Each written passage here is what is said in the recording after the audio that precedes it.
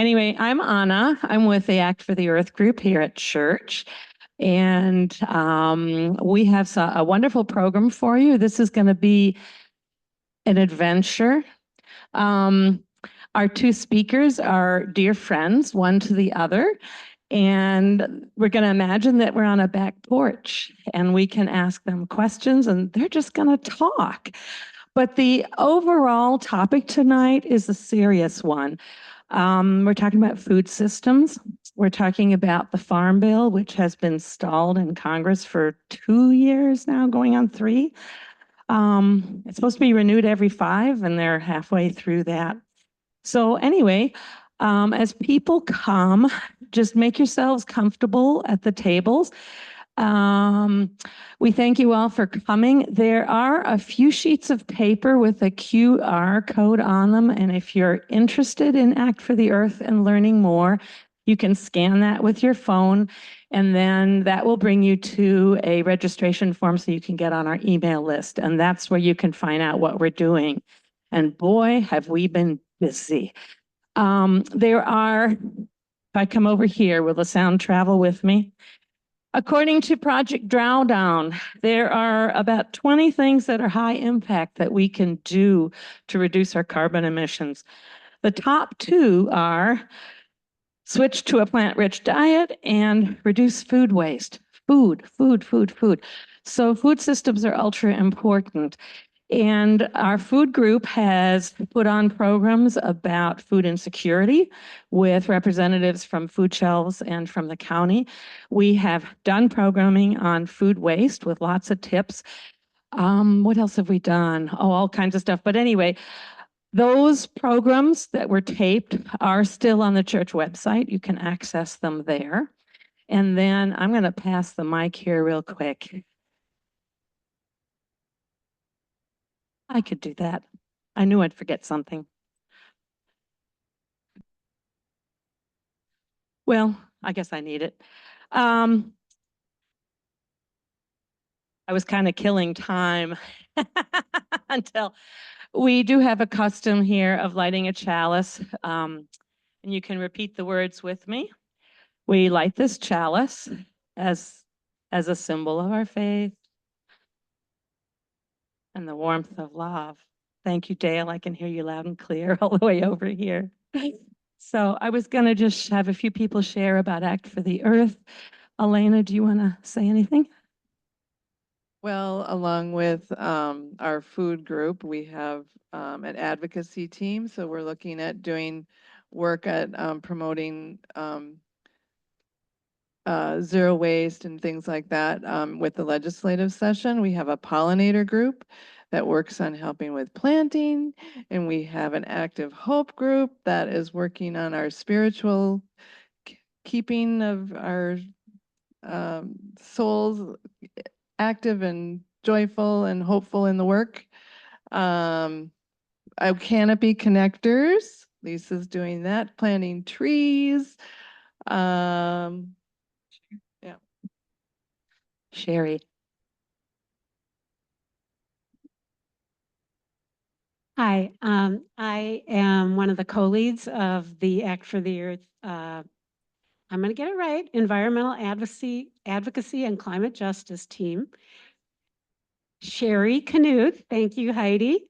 And I'd be happy to talk to you, or if you're interested at all, we do work on trying to make changes at the legislature or even at local levels. There's going to be a ballot question on putting on in November. Get down to the bottom of your ballot and see this. It's about reallocating lottery money for the Environmental Trust Fund. Really important stuff.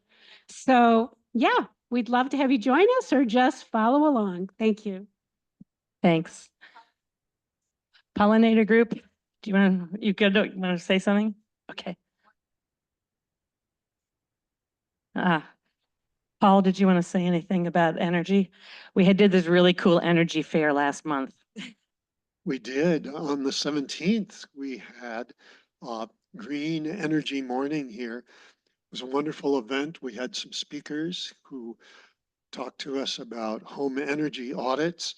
and about electric vehicles, and also about the incentives that are available to help pay for these.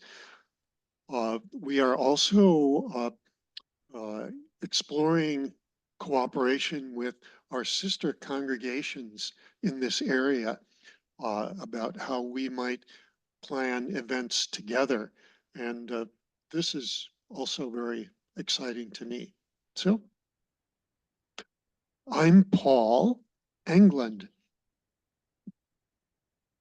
So if you want to learn more about this, Elena, Paul, Lisa, Kathy, Sherry would be happy to talk with you, or just scan that QR code and you can find out more. If you go to the Unity Church-Unitarian website and you go to ACT, and then you click on that, all the community outreach teams are on there. And our name is very strategic. As Act for the Earth, we're the top of the list. Alphabetically, we're the first one. So we're easy to find, and there's a lot of information about what we're doing and what you can do as an individual or collectively there. I will mention that we had a film viewing on Friday. Common Ground is a DVD, and if you have a DVD player and you want to show it to some friends, get in touch with me. I have it currently, and we're willing to loan it out if you weren't able to come that night. So, on to our program. We are gathered here to give thanks for food that nourishes us and to consider how it arrives at our plate. One of my favorite food writers is Alicia Kennedy, and she says, "I'll keep imagining a different world, one where everyone has fruit overflowing their table, the leisure to cook their family dinner, the money to purchase ingredients that were grown with care by workers paid a fair wage to do so." We have two speakers tonight, and they are uniquely positioned to share the food producer perspective and to describe the challenges producers face, the role we and the Farm Bill play in bringing food to our table. Amanda Koehler works for the Land Stewardship Project, and I'm just going to shorten this a lot. It's an organization that advocates for smaller, diversified farms, researches farming technologies and farm policy. They have a fantastic website, and you should check their Mythbuster page. And Nikki Warner connects farmers with stable markets at the Good Acre. And your title is Director of Communication, something like that? And Government Affairs. I met them back in the spring when LSP had a farm breakfast, and we all got trained in on how to lobby our lobbyists, our legislators at the state capitol. These two women are a powerhouse, particularly when you put them together. So it's going to be great fun, and I'm going to sit back there and listen. If the audience has questions, do you want to save it for the end? Do you want me to come around with well, we only have one mic that works right now. So they're going to have to raise their hand and shout. Yeah. Okay. I'm going to hand the show to you. Thank you so much for coming.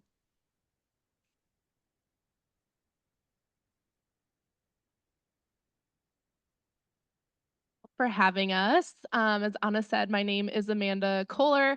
I am the policy manager at the Land Stewardship Project, where I've been for 8 years.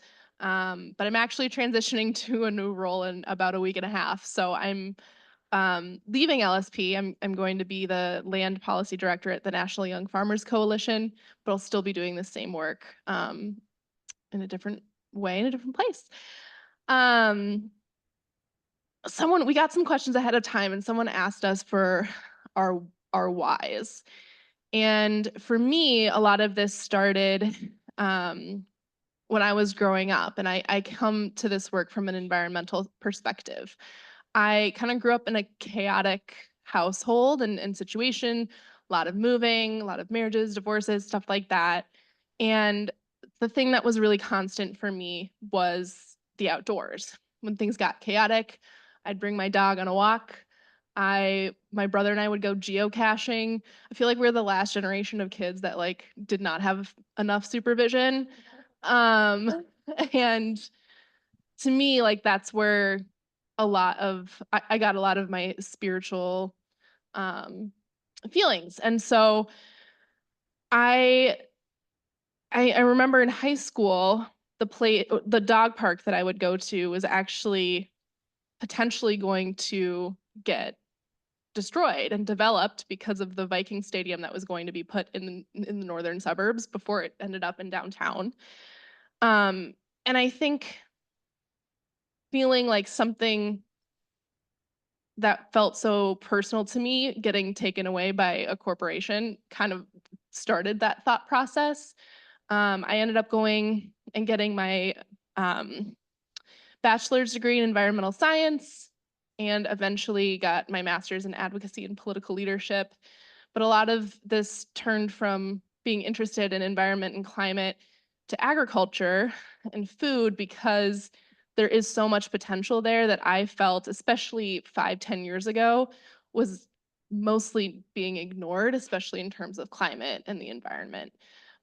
It felt like there was a lot more energy in transportation and in the energy sectors, but agriculture has such a unique, um, and I'll talk a little bit more about it, but opportunity to make a big impact.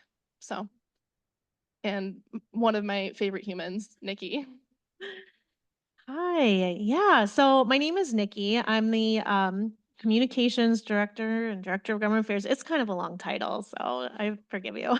Um, but I have been at the Good Acre also for about 8 years. I moved to Minnesota in 2016. I married a Minnesotan. I grew up in the East Coast. I grew up in Virginia, and I love being able to start with the why because I just think it can kind of set the stage for um, you know, the rest of our discussion this evening. But I remember when I graduated college, I lived in a group house with a teacher. And in the summer, she worked at a roadside farm stand.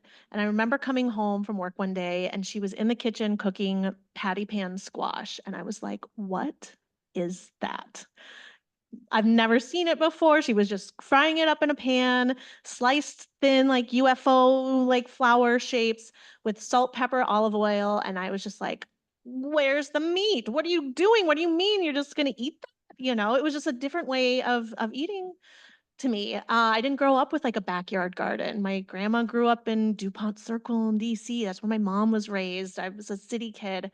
And so she was like, you should pick up a couple shifts at the farm stand with me. And my curiosity just really led me down that path. From the roadside farm stand, I became a manager at a restaurant. And from the restaurant job, I became a farmer's market manager.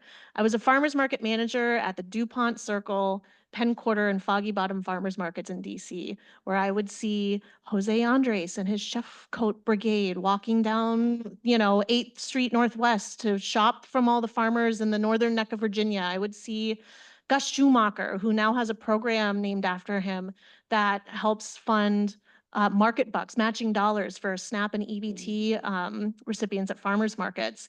So, I mean, I was inspired to say the least. And with my education background, I graduated from Virginia Commonwealth University with a degree in marketing. And I have pretty much written a weekly newsletter about food and what's in season, whether it's for the farmers market, whether it's for the Good Acre. If you're a CSA member, I've got a recipe in there for, my favorite tomato bruschetta. I mean, I love being able to share the story about the farmers that we work with. And that really has led me to see so much of the barriers and obstacles that farmers that grow the food that we eat. You always have to kind of preface that because whenever I go to the legislature and I talk about farmers, they're talking about people with thousands of acres and an air-conditioned tractor cab. And I'm thinking about the person at the farmer's market that's actually growing the food that I eat. And so I'm excited to have this conversation with you all today about what is happening in the Farm Bill and what we can do here in our own communities to support those kinds of farmers. So yeah, I'll hand it back to you. Thank you. We just wanted to start by introducing a little bit more about our organizations, and then we'll get into the policy. Land Stewardship Project is a 42-year-old grassroots membership organization. We're on a mission to build a more just and sustainable farm and food system and healthy communities. We have about 4,500 households in our membership, primarily in Minnesota, the upper Midwest. We have some folks in Western Wisconsin and Northern Iowa, for example. About a third are farmers, a third are folks who live in rural communities, and a third are folks who live in more populous communities, including the metro. And we advance our mission through policy work and through programs work. So we have a land access program that is organizing landowners, retiring farmers, and emerging farmers who want to create pathways for transitioning farmland to new generations, and supporting the leadership of Black, Brown, and Indigenous farmers and immigrant organizations in addressing historical and persisting land inequities. We have a Farm Beginnings class that I actually am a graduate of. So we have a cohort style program that trains aspiring, beginning, and more newly established farmers in how to successfully start and sustain a farm business, not just economically, but also environmentally and socially. We have about 1,200 graduates from over the last 20 years. And as an aspiring farmer, I think this is a really incredible program. I actually forgot to mention, I raise chickens and vegetables in North and St. Paul. So I'm hoping to have my own land someday. And my joke is that I'm trying to organize myself into a farm. We have a soil health program. So they're organizing primarily, farmers and landowners to increase the number of acres and number of farmers engaged in soil health practices. And then we have a food systems program. So they're organizing communities primarily in Western Minnesota to expand local and regional food systems, both the social infrastructure and the physical infrastructure that's needed for that. And I'm sure Nikki will touch on what that means more. But our policy work, we build power to change local, state, and federal and corporate policies that consolidate wealth and extract power into fewer hands while extracting health and wealth from our communities. We work to stop the worst, like stopping factory farm proposals, while promoting to fight for the best. And we've stopped 42 factory farms. We banned frac sand mining in Winona County in southeast Minnesota. We helped create the Conservation Stewardship Program, which is the largest conservation program at the national level, and a lot more. We have a history of big wins, and we set our policy priorities based on steering committees made up of our members, who are usually farmers. And we currently have 4 campaigns: our Land Access and Emerging Farmers campaign, which I currently lead, but I'm passing on. Our Animal Ag and Consolidation campaign, our Soil Health and Climate campaign, and our Regional Food Systems campaign. We also have a sister organization focused on elections and called the Land Stewardship Action. Awesome. All right. And then I don't know, how many of you guys are familiar with the big red building on Larpenteur Avenue right by the state fairgrounds? Okay, that's the Good Acre. And we don't have as long of a legacy as the Land Stewardship Project. We opened our doors in October of 2015, and we are a nonprofit food hub. So when Amanda kind of alluded to infrastructure, a food hub is truly, it's a warehouse, guys. There's not that fun in there. You can't shop in there. If you stop in, I'll give you a tour, but can't really buy anything. It's 3 large coolers. It is a freezer. It is open warehouse space. It's modular pallet racking. It is the kind of infrastructure that a food system needs to be able to aggregate or bring together produce from many small farmers so that they can participate in larger wholesale market access. And so We were seed funded by the Polad Family Foundation because the ladies Polad wanted to make, they were wondering why farming is not a economically viable career. You know, why aren't farmers successful? What is preventing them from, what are the barriers to success? And one of the biggest issues, especially in the Twin Cities, we are home to one of the largest Hmong populations in the country. We are home to one of the largest Somali populations in the country. We have a growing number of African immigrant farmers. And what they needed is infrastructure. Because if I look at the roster of the 140 so farmers that we source from right now, most of them live in Brooklyn Center. They live in East St. Paul. They live in North Minneapolis, and they rent plots of land, 10 acres or less, within about a 60-mile radius of the Twin Cities metro area. We've got some in Western Wisconsin too. But what that means is infrastructure like pack sheds, like coolers, and space just to wash, sort, and pack your produce.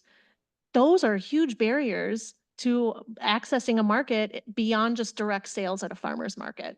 So the facility opened primarily, our first program was our CSA program. Are you guys all familiar with what a CSA is? Okay, community supported agriculture. It's like a veggie subscription program.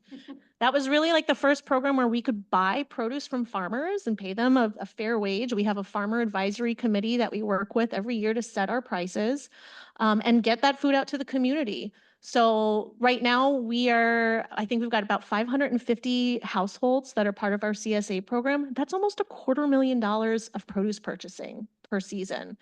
And where our CSA has expanded, I mean, you can eat local in Minnesota all year round. I was really bummed when I moved here that there's no peaches in Minnesota, but there's a lot that you can eat in Minnesota all year round beyond produce. You know, there's just, meat, dairy, eggs. I mean, you can have a full diet locally here, and not even to mention like the rich wealth of like indigenous foods and wild rice and just culturally significant foods specific to this place. So the Good Acre is a place for all of those producers who are looking to find a market beyond just direct sales. And I think that was coming from my farmers market background. I was like, this can't be the only game in town. I've been a market manager when tents are flying and the rain, falls and nobody shows up and the farmers take that stuff back. That's not a way to make a viable living. So what, the Pollard Family Foundation had in their mind to increase market access beyond those direct channels really caught on. So the CSA was our first program where we could start to contract with farmers for sales, kind of mini wholesale with the CSA, grow for these 200 members, 200 bunches of bok choy, kinds of coaching farmers with our grower support technical assistance service. We basically have about 4 of our own in-house personal extension agents. The U of M only has about like 5 or 8 maybe fruit and veggie professionals that cover the entire state. We don't have time for that. We got farmers that are looking for a market that need the technical assistance support to grow and fulfill a contract now. So we hired our own organic farm specialists. We've got, grower support happens out on farms. We meet farmers where they are. We do farm visits to make sure that farmers that are growing the food that we're sharing in our CSA or that it's available to our wholesale customers is grown using practices that are best for the soil, air, and water on their farms. The wholesale program is a much more robust program now than it was in the beginning, and in huge part because of the pandemic. In 2019, I think our total wholesale sales for the year were about 160,000. Last year, we moved just about $1.8 million of produce through our warehouse. And a huge reason is because supply chain disruptions during the pandemic. I know we can all probably remember where we were March 13th, 2020. For us at the Good Acre, we were like, our farmers have seeds in the ground and harvest is coming and our farm to school clients aren't going to be buying it anymore. What are we going to do? People can't go to farmers markets. Our farmers themselves are vulnerable populations because for the most part, it's like a lot of Hmong elders that we work with that grow their produce or that grow for the Good Acre. And so we were able to get a lot of food into the hunger relief supply chain because they weren't able to get their produce from Florida and California and Arizona and all those places where food is grown big and cheap.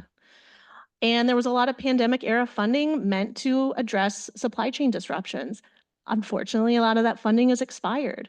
And that's something we can talk about later in terms of what we can do to advocate for programs that were started during the pandemic that worked really well, that gave farmers that are doing the right thing a market and providing healthy, locally grown, culturally relevant food grown by farmers of color for communities of color that are more likely to be experiencing hunger in the first place. We don't need to go back to the way that it was before. So we've got our CSA program, we have our grower support program, we've got our wholesale program, and then the final program that we have is our LEAF program. So LEAF was also a pandemic era program that we're keeping going. The LEAF stands for Local Emergency Assistance Farmer Fund. And that program basically is a guaranteed market for farmers. We've got funding through the state legislature, which is how I met Amanda, because when I'm like, hey, we got this program that's really working great, that the Department of Agriculture is supportive of, it was included in Governor Walz's supplemental ag budget the last biennium. I'm like, help me out here. How do I see this through? And I was able to get $250,000 for the program to just buy produce from farmers, guaranteed $5,000 per farmer who's applied into the program. The program is specifically for BIPOC and emerging farmers. And in Minnesota, we are home to the nation's only office for emerging farmers. And emerging farmers are defined as socially and historically disadvantaged farmers. So that is a race-based category, but also women farmers, veteran farmers, and others that have been historically left out, and LGBTQ plus farmers who have had difficulty accessing land, financing, I mean, like the works, So LEAF is a program that has really proven to be a farm business accelerator, because when we have a guaranteed market for farmers that are growing food and that's going directly to hunger relief, we don't have to reject stuff at the dock. We're not looking for perfection. We're not, we are training farmers in wholesale standards,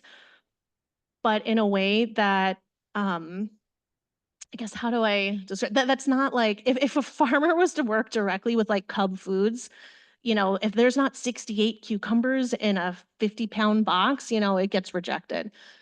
We've got a little bit more flexibility when we work with hunger relief partners like the Food Group or Second Harvest Heartland. So we have a viable market. And then once we see that farmers are really succeeding at growing certain crops, we can move them into our wholesale program where they're growing for farm to school, or they're growing for Lunds and Byerly's is a new buyer for us.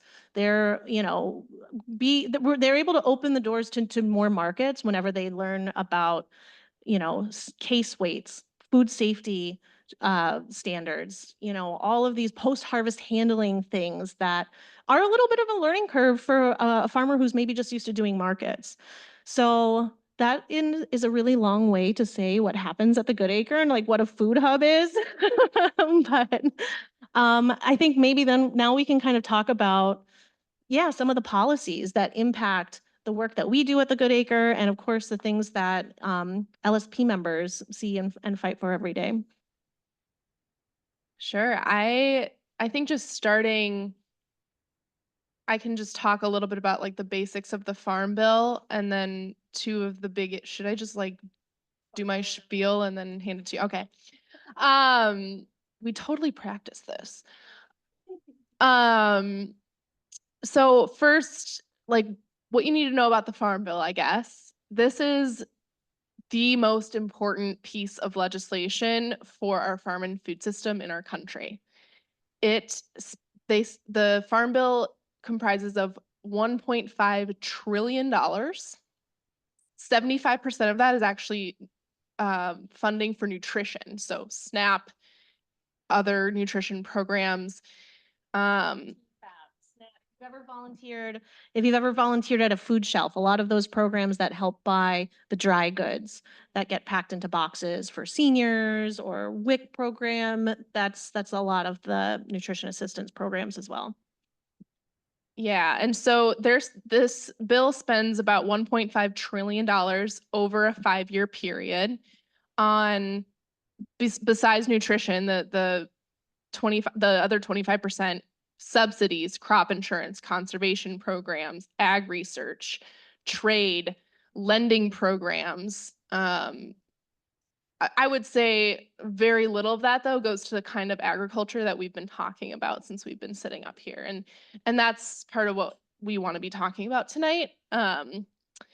It needs to be reauthorized every 5 years because it only authorizes money for 5 years. The last farm bill was passed in September of 2018, and it technically expired on September 30th, 2023, about a year ago. They have extended the 2018 Farm Bill twice now, that Congress has, because they have not been able to agree on a new farm bill. The two biggest holdups is that they don't agree on two major issues, one being climate. So right now, because of the Inflation Reduction Act, a lot of our conservation programs have climate guardrails in them. So we're kind of focusing how we spend those dollars based on climate. There's a debate over whether or not that should continue. And then the other big debate is always nutrition, always cutting funding for nutrition programs, trying to make it harder for families to access those dollars, things like that. So those are the two biggest arguments that are happening between the House and Senate. Now, I hope I'm wrong. I don't think there's going to be a 2024 farm bill. I would love to be wrong. So if by the end of the year we have a new farm bill, think of me and be like, Amanda's super happy that she was wrong. As long as it's not the House version. As long as it's not the House version. I think they'll probably reauthorize, keep extending the 2018 bill, but these are really huge issues that neither side seems to be willing to negotiate on. And so it might be after there's a new Congress in 2025 and the whole process might start over. What's really exciting about being being a Minnesotan is that we have an outsized impact on the Farm Bill. Both of our U.S. senators, Tina Smith and Amy Klobuchar, are on the Senate Agriculture Committee. Depending on the results of the election, Amy Klobuchar is considered next in line to be the chair of that committee or the minority lead on that committee, depending on who is the majority. We have Representatives Angie Craig and Brad Finstad are on the House Agriculture Committee. My representative, Betty McCollum, is a very powerful person on the Appropriations Committee, which has an important role in the Farm Bill process. And then we also have Representative Tom Emmer is the majority whip right now. So he has a role in figuring out how they're going to get the votes that they need to pass it. LSP and our partners are advocating for different things with the Farm Bill by bringing farmers to DC to meet directly with these decision makers or their staff. We have in-district meetings or farm visits with these folks. We do a lot of other advocacy, whether that's in the media or sign-on letters coming from farmers or action alerts. So I'm sure all of you know, or maybe have gotten one where someone like me sends you an email and says, please contact your representative, click this button. Here's a pre-written message. You can make it your own or you can just send it. All of those little things matter, whether you have 1 minute or can dedicate 5 days to going to DC. It all really does add up. And for me, and LSP, a couple of the things that I wanted to speak to were consolidation and climate change and how we can do something about that. So our farm and food system is incredibly consolidated across the board, increasingly so, when it comes to land, capital, markets, processing, production, across the board, it's becoming more and more consolidated. corporate agriculture and this consolidated food system is a top driver of the climate crisis and of water and air pollution, threatening our public health, threatening our futures, and especially putting the onus on us as community members, as taxpayers, to deal with the problems, right? And so what we've seen as well, and I'm sure Nikki can attest to this, is that small and diversified farmers are particularly at risk. They're the ones who are facing drought, flooding, disease, pests, extreme weather events, and are underinsured or completely uninsured because the Farm Bill is kind of rigged against them. And crop insurance pretty much only works if you grow a commodity crop, a handful of commodity crops. And so if you have one bad season or have one extreme weather event and you can't go fund me out of it, you might lose your farm.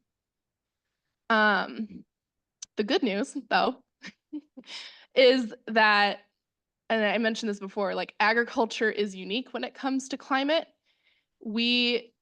In many other sectors, the goal is to minimize our emissions, whereas in agriculture, it can actually become a net sink of carbon emissions, right? Like agriculture can become a sponge, essentially.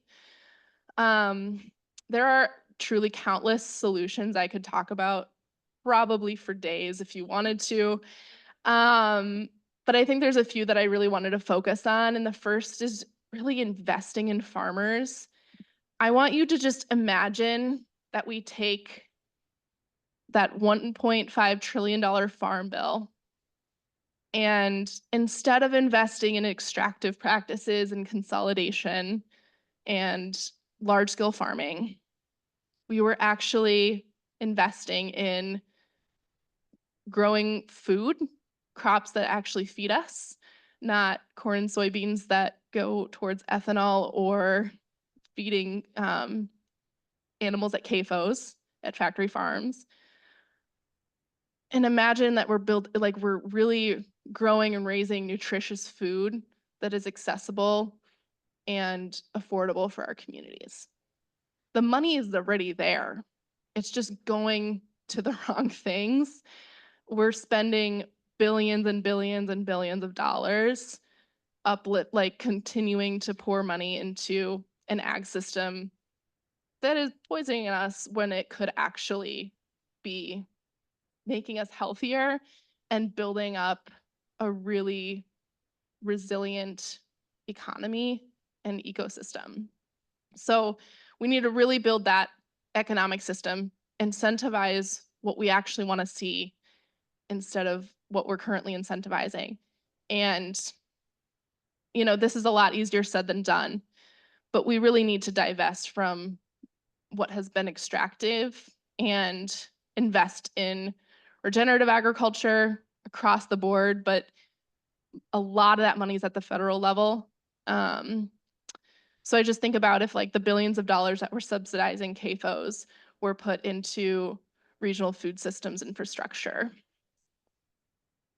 CAFOs are factory confined animal eating or feeding operations, so large scale livestock production facilities.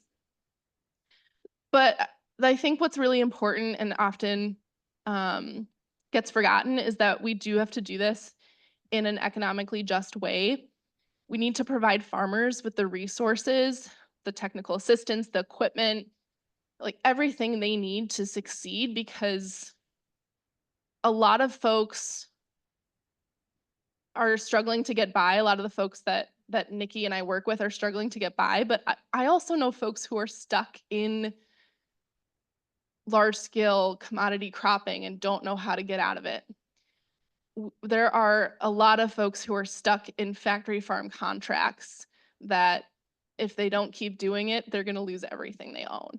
So we have to create off-ramps for folks who are stuck in this extractive system, and then on-ramps for people to get into this more regenerative system.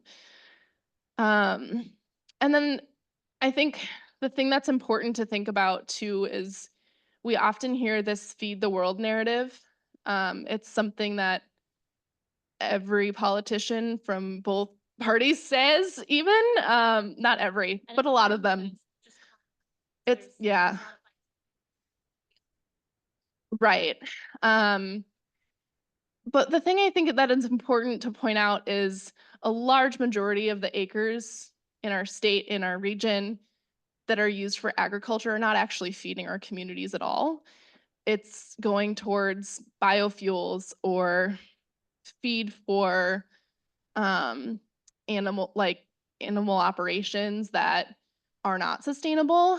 And it would be so much more powerful to actually invest in local and regional food systems and help communities across the world build their own food systems that are culturally appropriate and resilient and local there as well. I think about what it would mean if the US wasn't feeding the world, but we were helping people feed their own communities in other places instead. The second bucket of solutions, I think, is taking on corporate power. We need to break up the monopolized systems. There's a lot of antitrust laws that we can actually use, and I've been excited that Attorney General Keith Ellison has talked a lot about this, and I think he's going to continue to do more. We need to put some limits out there and, for example, stop allowing foreign ownership of farmland or corporate ownership of farmland. And address money in politics. Right now, a lot of farmers, for example, especially livestock farmers, are forced to pay a check off to different, big ag groups. Like if you're a conventional dairy farmer, every time you sell milk, you have to pay a check off to Minnesota Milk. And they go around and take those dollars and lobby against small dairies, right? And so it's really important that we think about what systems are in place that upholds that. And then the last bucket for me is enforcing and strengthening existing protections. Bad operators are able to profit because the negative impacts of what they're doing, those costs are externalized onto us. If they actually had to pay for the cost of their pollution, the medical costs that they're putting on folks, the costs of what they're doing to roads, for example, a lot of the trucking that's going on in these rural communities because of a factory farm, I don't know if they'd actually be able to afford to stay in business. And we need to think about more common sense limits on pollution. Right now, Land Stewardship Project is working with folks in Southeast Minnesota. About 9,000 people in just that part of the state are unable to drink from their tap because of nitrate pollution, and that's primarily caused by synthetic fertilizer and manure that's being over applied on a vulnerable geology. So just thinking about there's a lot of basic things, and the reason that they're not happening is because of the politics of it. And so when we organize and we make our voices heard and really encourage our representatives to be brave, it does really make a difference. And I've seen things shift over my 8 years at the state capitol and a couple years well, DC's harder. Awesome. I know, that was a really awesome rundown. Does anyone have just questions for Amanda real quick? Because I won't be able to answer them in my next bit because I want to really talk about more of the local focus here in Minnesota.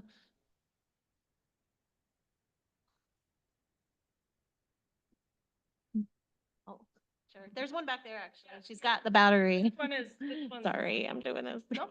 Okay. Mhm. You can do that. I know very little about this, but I recently went to a wedding in Marshall, Minnesota. It was on a farm. It was in a huge barn. And what I noticed is driving through the country, I was noticing all this corn and I think peas. And I noticed a lot of ethanol places along the way. So is that what a lot of the crops are going to? I mean, just tons and tons of land and crops. And is that, I don't know much about this corporate. I mean, I'm just learning about it, but I was noticing what is all this, you know, the ethanol plants. I really noticed more than one. And the guy that whose farm we were on, he said he had 300 acres, he was 600, but he said, I sold seeds. He was his seed seller. But anyway, Yeah, I think that's a good question. I would say probably 99% of the corn and soybeans you see are going towards feed or ethanol. The corn that you see growing out there is not like sweet corn that you and I can eat. It's feed corn and ethanol corn. used for ethanol is used for Ethanol is a fuel. it's So a fuel. Yeah. And while it is not a fossil fuel, it's still a carbon-based fuel that when you burn it, it does release CO2. So it can be a lot of people consider it a transitional fuel, but it's not ultimately a solution. Two quick things. There was a great article in the Minneapolis paper about 2 weeks ago about a farmer's wife who lived in southwestern Minnesota. And she said 70% of the corn that her husband sold was going directly to ethanol. And then she talked about how there's really a negative gain from ethanol when you factor in the growth of it, to grow it, to process it, and so forth, that there's really a negative energy gain on that. So I thought that was a really great article. That I just want to make that as an observation, number one. Number two, so are there some movements to offer crop insurance for the farmers that you're talking about? That sounds like, you know, because my brother's a dairy farmer, so I know about crop insurance and all that kind of thing. So I don't know if this is possible or in the process. Yes, there is a bill. It's called the Whole Farm Revenue Protection Improvement Act. It's a mouthful. And it's actually one of the two bills I've worked on the most and with the Farm Bill. And what it does is it takes an existing program that has a lot of potential but doesn't quite work the way it's currently operating and makes it a lot more accessible and a lot more worthwhile for smaller scale and diversified beginning farmers. For example, right now that program, you cannot enroll in it until you've been farming for 3 years. But are you then not going to have a safety net for 3 years, right? And those are like your most vulnerable years. So that bill is actually moving forward really well in the Senate. The Senate Agriculture Committee included most of it in its draft farm bill. And we've gotten support from Senator Tina Smith, Senator Amy Klobuchar signed on after a lot of work. And then yeah, so that's been moving along really well in the Senate, and I'm hopeful. It's a mouthful. It's the Whole Farm Revenue Protection Improvement Act. So the point of the Whole Farm Revenue Protection Improvement Act is that right now a lot of our crop insurance programs are meant for insuring one or two crops, right? Like you write a plan for someone who's growing corn and soybeans, you've got those two crops, they have their program. Now imagine if someone is growing 100 different kinds of vegetables and herbs and fruits. That would be a really, really complicated policy to write, which is why most insurers will not cover it. But the Whole Farm Revenue Protection Program, in essence, can help you cover what your whole revenue would be instead of one crop at a time.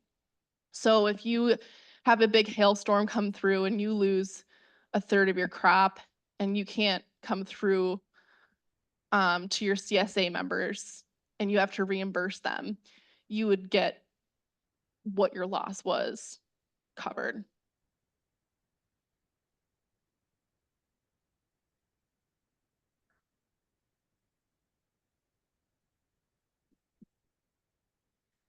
Yeah, well, right.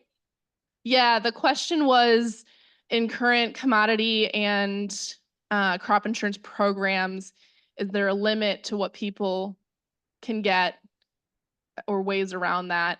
There are not actually many limits to that. And the person who's actually been the biggest champion in trying to change that is Senator Chuck Grassley from Iowa. He thinks millionaire farmers should not be able to get subsidies, and I think that's a pretty fair thing. He thinks that you have to work, each family member has to work a certain amount on a farm for each of them to be able to qualify, instead of like signing up 4 different people and 2 of them don't even live there. So there's a lot of loopholes, but Chuck Grassley is actually really trying to close those. I don't think those are moving forward, unfortunately, right now, but I'm glad the conversation is happening. I had a experience or an opportunity not too long ago to take a tour of Cargill plant, and it just completely opened my eyes as to how extractive agriculture works.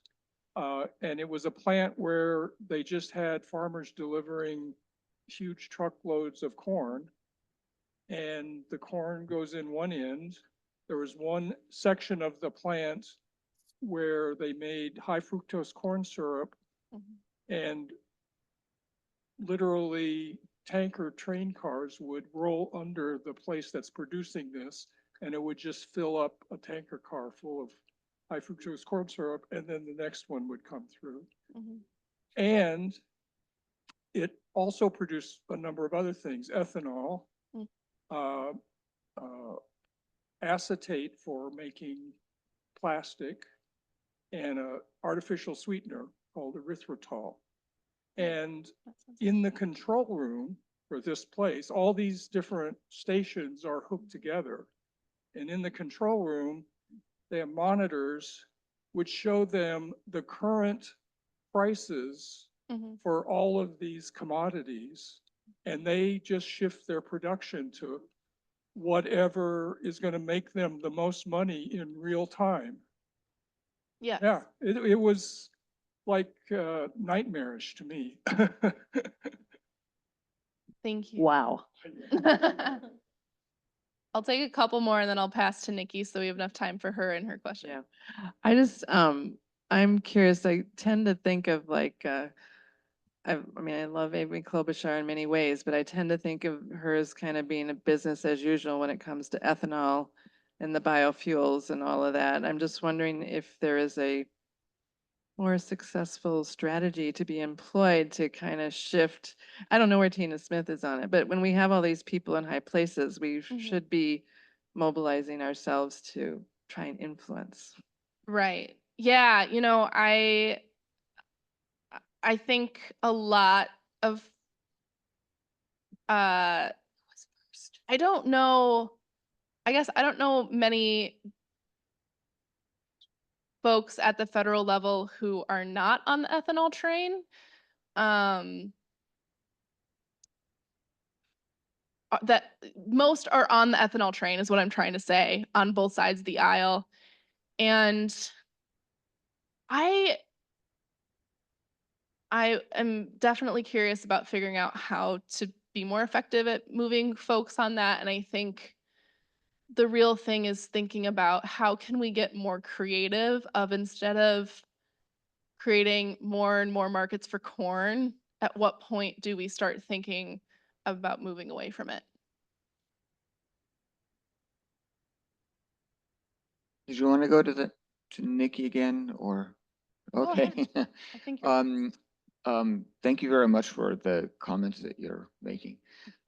When you were talking about how hard it is to get the Farm Bill signed, like the new one, you mentioned climate guardrails. Could you expand on that just a little bit? Sure. So we were able to pass an extra, I don't even remember how much, a lot of money for climate I'm sorry, for conservation programs through the Inflation Reduction Act. And when that was written, those conservation dollars had to have climate benefits in how they were spent. So instead of spending them on conservation practices that did not have climate benefits, they had to spend those dollars on practices that do. The Democrats, the Democrats want to keep it that way. The Republicans kind of want to go back to how it was before. When I had an opportunity to meet with Debbie Stabenow, who's the current chair of the Senate Agriculture Committee. She was very clear. She's not going to play ball on that, and she won't play ball on on any reductions or limitations to the nutrition programs. She's retiring this year, and she said, "I would rather retire without passing a new farm bill than fold on those two things." I'm going to pass to Nikki now. So you talked about really a need for off ramps for farmers who are in these extractive systems of farming, corn and soybeans, and getting bigger and getting more in debt, which I watched the Common Ground movie, and I thought that it was just so fascinating about just how much debt those farmers in those systems have. And at the Good Acre, my work focuses on those on ramps because Minnesota is bucking a national trend. The latest ag census just came out. Minnesota is one of the few states that has a growing number of farmers. And guess what? They're not corn and soybean farmers because these people don't have enough money to get enough debt to get a tractor and the land to do that kind of farming. The on ramp to farming is food systems. It's the food that we eat. And so I think when we talk about resilient food systems, what that really means is that when there's the next crisis, whether it's climate crisis, whether it's, California collapsing into a dusty sinkhole when like the big earthquake swallows up Yuma Valley or whatever, sorry. Who's going to grow our food and will we have enough farmers that grow food? And how well equipped are our legislators going to prepare our food systems when the next disaster happens? I will say even at the state level, in the last, the ag budget is less than half of 1% of the total state budget in Minnesota.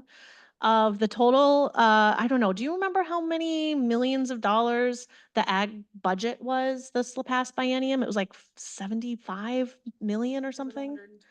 125 million. About 8% of that was for local food or anything that touched local food. The rest was biofuel. There's more money in our state legislature going towards gas stations and biofuels than to our food systems. But we can change that, guys. Okay, so yeah, and that's with the DFL trifecta, okay? So I'm seeing the DFL in real time really hurting rural communities by continuing to invest in these things. I just looked up who your representatives are. You guys have Callie Vang-Her and Aaron Murphy. You've got the Senate Majority Leader as one of your representatives here in this area. We can ask her for a bigger ag budget target and ask that food systems proposals take priority over biofuels. Callie Vang-Her is a farmer herself. She is in Minnesota Farmers Union with me. I'm also the president of the Hennepin Ramsey chapter of the Minnesota Farmers Union. And guess what, y'all? This is a takeover situation. I am not a farmer, but I'm a food systems advocate. And there need to be more people in these grassroots spaces that are not afraid to say that they're against biofuels. Their policy platform is also done at a grassroots level through the county convention process. And Hennepin Ramsey is one of the largest chapters of Minnesota Farmers Union in the state. So, that's another opportunity to just really get engaged. I was down on Snelling and St. Clair picking up meds for my dog at the vet. And I walked by that pharmacy and there was something in the window that said, "Take care of what you can touch and give to what's in front of you." And I feel like that just really struck me about the work that we're doing and the power that we have in our own communities to go to the Roseville Farmers Market on Tuesday and buy local. I think one of the bigger policies that I'm going to be advocating for at the legislature in 2025 is more funding for farm to school programs. I mean, if we give farmers a market, they can thrive. We need our farmers to be economically viable. And the best way that we can do that right now until the farm bill can come through and reprioritize where those dollars go is to give farmers a market. And farm to school is one really great way to do that. We've already made school meals free. Let's increase the quality of those school meals.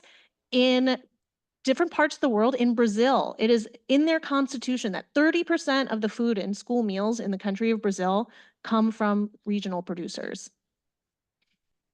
There's no reason that we can't do that here. You know, it's we just have to have the appetite and ask our legislators why, especially in more rural communities. I will also just say that like there are some other ideas for I just saw recently there was a bill in California that would create an agricultural land equity task force, a bill that would really explore issues like discriminatory land policies and recommend strategies to increase equitable land ownership and access. At the Good Acre, we work with a lot of small incubator farms because farmers can't find land. So they rent in these group plots and you can rent an acre at a time, but it's tough, and considering that a lot of the farmers that we work with at the Good Acre commute to their farms. Land access is a huge challenge. I've worked with farmers of color who, when we ask them what their rent is per acre, it varies widely depending on what kind of landlord you have.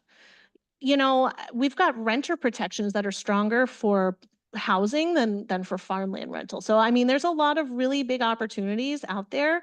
It's just that we need to let our legislators know that that's something we care about. So if you haven't looked up who represents you, and if you're sitting in this room tonight, you obviously care a lot about the food system, let them know that these are some things, that you want to ask them. I mean, food can't just be funded in the agriculture committee. It's already one of the least funded categories in budget categories in our state.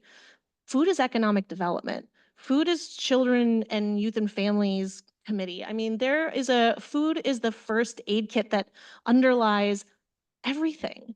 And I think that's also just like food is a human right. And if you believe that, then we have to see it reflected in our policies in just a more explicit and clear way. So yeah, I guess questions. So, yes, I have a question for you, Nikki. Great. I just, when you talked about what goes on at the Good Acres, it just struck me a little bit like the slow food movement Mhm. and in showcasing the community that you guys sponsored, maybe with cooking classes or Mhm. to show their the food that they do in their Yeah. yeah. So I was wondering if there's something like that at the Good Acre. Right. So we used to have a cooking class program that kind of ended in the pandemic. Our kitchen is actually used by a lot of small food businesses who rent. So if you go to the farmer's market and you see Red Wolf Chai or Well Rooted Teas or Serious Jams, they use our kitchen to make their products. So the cooking classes is maybe not the best way to be part of our community, but our CSA absolutely is. We are on week 13 of our 18-week full season CSA, but we have a late season CSA. We've got a winter CSA. We've got a monthly and a biweekly edition. We've got all kinds of other specialty boxes. We're a really great place for local food, because we're trying to create market opportunities, not just for farmers, but for food makers that are using, and like the term is like produce-based value-added goods. They make something with the things that grow here. Yeah. Sure. Two questions. One's, I think I know the answer, but are there any of the legacy or lottery funds useful in the types of programming that you're working in? Is there anything we can do to make them more effective? Mhm. Second question is definitely different as a 25 year or longer veteran of shopping in St. Paul's farmer markets. Mm-hmm. One of the issues that most of the vendors, providers that I've talked to is the loss of local processing, for example, butchers. Yeah. Eggs. And is the legislature dealing with that? Or do you have Ooh, a process yeah. for that? Yes, and I think Amanda could probably answer your questions better than I can. On local processing, because I worked on a couple of these bills, LSP led a bill that created a new local meat processing liaison position within the Minnesota Department of Agriculture. They hired that person, what, about a year ago, maybe? So that person is helping folks who want to create or grow or sustain local meat and poultry processing businesses through the regulatory process, through how do they access state and federal funds to help them, stuff like that. So I'm really excited about that. And they have also put in more money for grant funds and also for secondary education to teach people how to become butchers and processors. So they've actually done a lot on that, but I think we have to let it catch up and then let it make an impact, because I think a lot of that stuff is just finally maybe making a difference now. And then for the Environment and Natural Resources Trust Fund, I think some of it definitely goes towards sustainable agriculture, but I would say more towards you know, like soil health programs and things like that, which are good, but isn't also building, like, I'd love to see more of it go towards local foods too. Is that helpful? Yeah, and I think, a lot of like the ways that the Good Acre is thinking about just like natural resources and climate. So our LEAF program, that program that provides a market to farmers for, whatever they have to sell whenever. It's not a contract where you have to grow this specific crop and deliver it on this day for CSA members. It's just bring what you have. It goes to Hunger Relief Market. Talking with like climate and natural resources groups about that as a food waste reduction strategy. I think that corporations have done a really good job making us think that food waste is our problem to solve at the, consumer level. Farmers won't leave food in the field if they have a market for it. And so that food systems being a part of climate adaptation, I think, is a really important piece that's not getting as much traction as it should. So, I mean, I think also a lot of the soil health practices are more geared toward those single or, like monocrop type farms, where the farmers that we're working with at the Good Acre that grow our food they're biodiverse by nature, because that is their form of crop insurance. If the kale doesn't work out, they've got chard over here, and that helps foster a healthier soil and a more vibrant ecosystem just by nature of how successful biologically diverse farm works. Yeah. Is there one more question back there? Or more? There is another question. Okay. Heidi, I need to know, how much time do we have? When do we have to quit? Okay. What's your starting point on that? though? So is that, Okay. okay, so we have, okay. Right. There is food, extra Da, da, da, food in da, the da, chapel. da, da. Dun, da, da, da, da, da, da, da. Yeah, two things. One is in Minnesota for supplemental nutrition use, you have to buy healthy food. Nationwide, you don't. Anyway, just check that. And I would think that would help produce farmers, just, taking what we have in the farm bill. And then the other thing is for when I was our family farm manager for 15 years in Iowa, before we qualified for corn and soybean crop insurance, we had to have a conservation plan for our farm because it was hilly. And so you had to have, plant hay around the edges, and you couldn't put crops there except for 2 out of 5 years, depending on the slope. And you had to do no-till, and you had to have, crop residue. And we've been doing that anyway down there forever, because otherwise you lose your soil. It's pretty obvious. When I'm in flatland farming, they don't seem to have any criteria, even though I don't see any bumblebees left, because it's corn, soybeans, mowed hay. And I would think, again, just like having only nutritious food be required for the SNAP program, if each farm had to have a conservation program, and even if it's flat, for wildlife corridors for wet areas, and I know that's being talked about, to not have crop insurance where there's been floods, 2 years out of the last 8 or whatever. So those are things that take the existing way people think about crop insurance. And I did check on water quality down in south central Iowa, and it's the only place in Iowa that says good. Yeah, thank you. I think so LSP is in favor of tying crop insurance to conservation practices, and that a lot of sustainable ag organizations are. Big Ag is very against that. Their narrative being all like conservation and climate stuff should be completely voluntary, which, if you ask me, like, sure, that would be ideal, but we're kind of past that point. With our environment, with our climate. So I know they've pushed back pretty hard on that. I think that's kind of off the table right now, because they're very unified against it.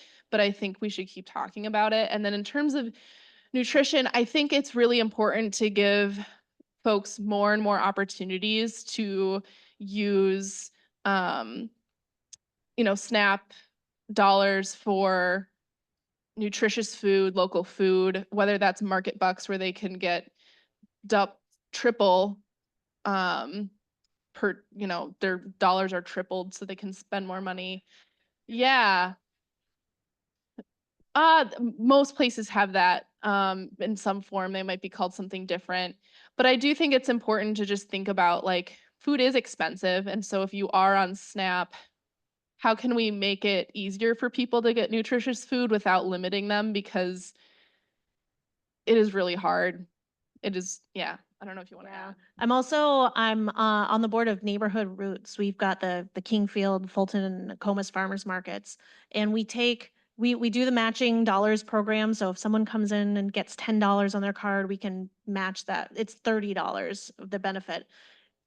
There's about 375 farmers markets in the state of Minnesota. There was, in the last legislative session, our friends at the Minnesota Farmers Market Association successfully lobbied. They had asked for, I think, $5 million for farmers markets. They got $100,000 to help expand SNAP at market. So another opportunity, low-hanging fruit of, like, this is something that can make a really big difference, not just to give our most food insecure Minnesotans better choices when it comes to food, but to give our farmers more market, because that money just goes right into their pockets, and we want to keep our dollars in our community. I think that is really the essence of community. People are better fed by familiar foods, and I think that's just, one of the core pieces of, like, the nutrition programs and people having choice with food. And whenever food banks are only getting super sacks of potatoes and onions from these large mechanized non-organic farms in the Red River Valley, that's not choice. So we could definitely be doing a better job. That's another bill I'm hoping to do some revamping on in the 2025 session, is to revamp our farm to food shelf appropriation. The MDA spends $1.7 million a year on some really crappy non-choice produce for our food shelves. So yeah, and also I have a book recommendation, Barron's Money, Power, and the Corruption of America's Food Industry. It's a little light reading for your afternoon pleasure. And then here's another pitch from me. Well, one quick pitch. Consider joining Land Stewardship Project as a member. Consider making a donation to the Good Acre. LSP also puts on an annual family farm breakfast and lobby day where we bring together over 300 people. for a completely locally sourced, delicious meal. And then we go to the Capitol and talk to our legislators. We prep people to lobby. We let people like strategize with other folks in their district. The Good Acre is a co-host of that.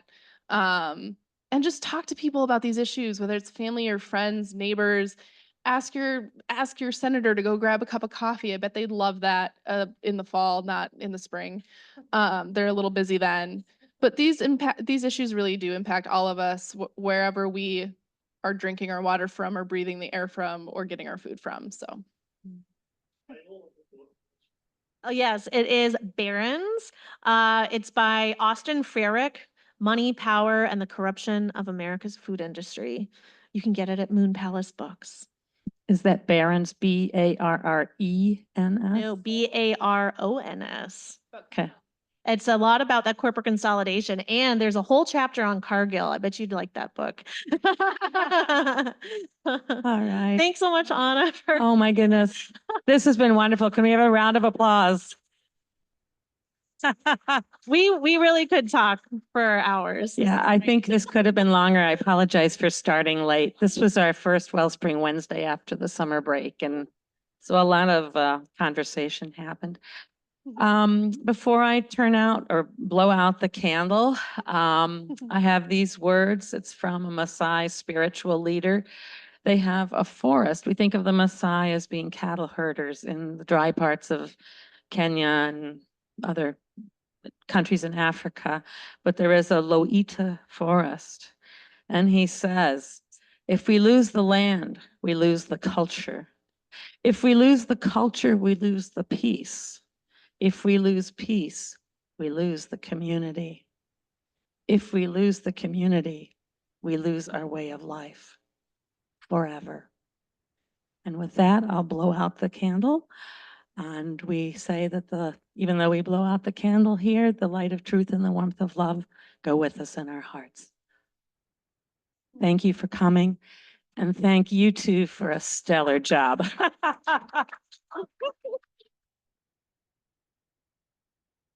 Yeah. Considering we were going to do it in April, I got all bottled up. Honestly, April would have been pretty hard.